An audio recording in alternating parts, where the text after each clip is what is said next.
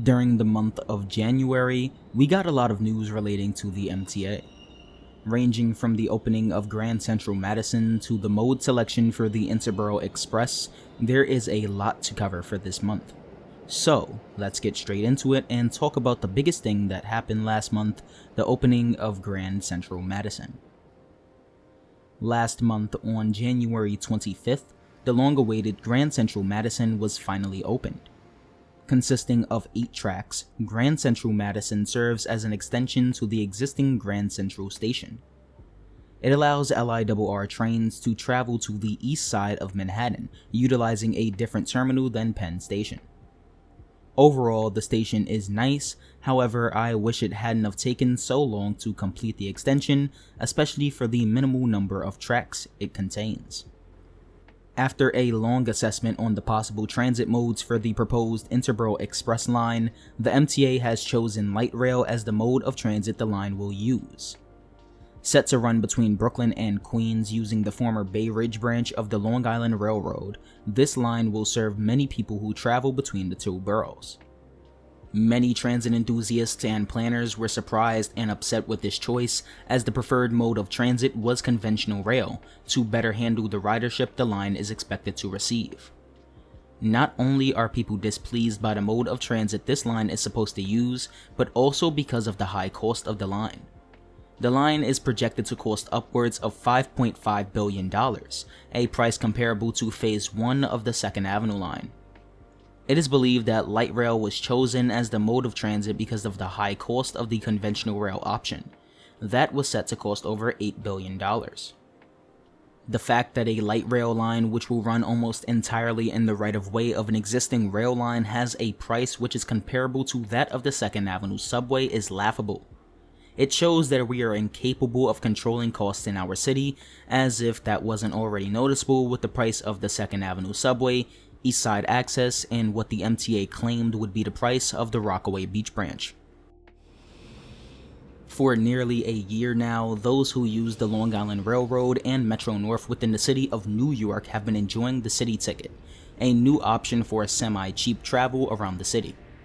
Costing a flat fee of $5, the city ticket was introduced only for use by those traveling during off-peak hours, but now, as announced in Governor Hochul's 2023 State of the State address, the city ticket will be expanded to include peak hours as well.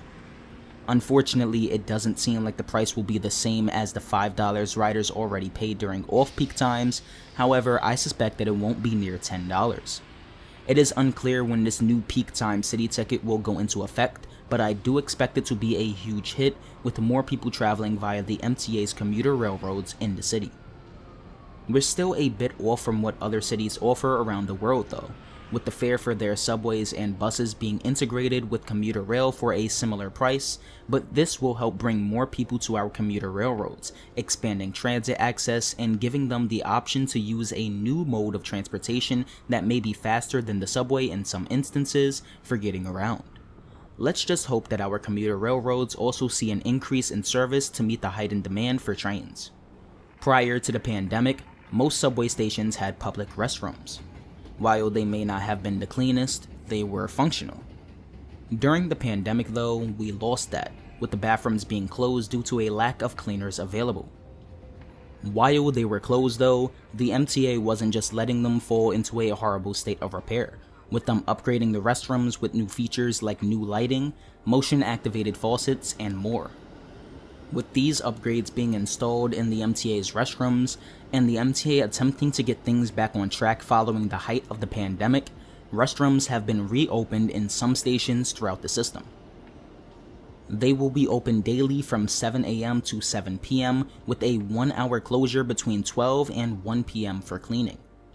So far, they have reopened at 9 stations: 161st Street Yankee Stadium on the B and D level, 14th Street Union Square on the 4, 5, and 6 level, East 180th Street on the 2 and 5, 42nd Street Bryant Park on the B, D, F, and M level, J Street Metrotech on the A, C, and F level, Kings Highway on the B and Q, Jackson Heights, Roosevelt Avenue on the E, F, M, and R level, Forest Hills, 71st Avenue on the E, F, M, and R, and Fulton Street on the A and C level. In September of last year, the MTA launched a pilot which allowed riders to bring open strollers onto buses on select routes within the city.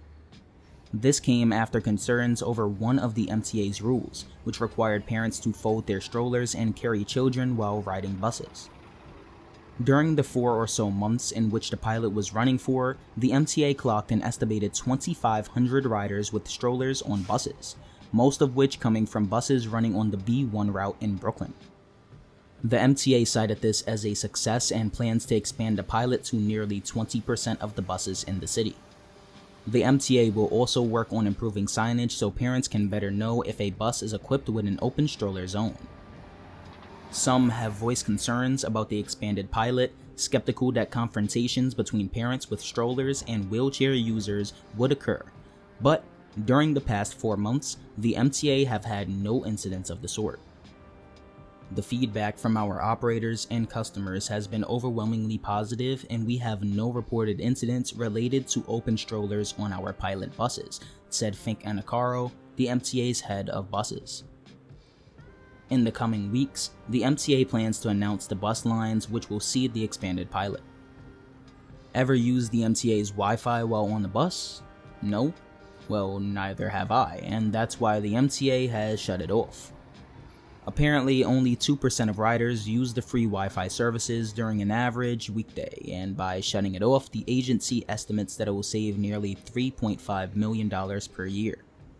Now, that doesn't sound like a lot of money, and for the MTA, it isn't, but they have to do everything in their power to attempt to get their budget back on track. I can understand shutting off the Wi-Fi on buses since you're outdoors 99% of the time and will most likely have cellular connection, but I do hope the MTA sticks with their plans to increase cellular coverage throughout the entire subway system, as that's where it's needed the most. And for our final story, last month, the MTA opened a new accessible entrance to their 34th Street station on the 7th Avenue line.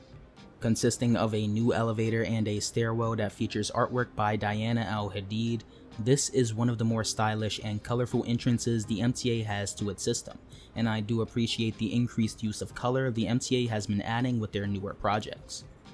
This entrance kinda reminds me of the Enhanced Station initiative the MTA had just a few years ago, which saw the MTA renovating some stations with new lighting, countdown clocks, artwork, and more. That's all for the month of January. I plan to make these videos each month to give updates on what's going on in the NYC region. If you enjoyed, like, subscribe, and consider supporting the channel via channel memberships or super thanks.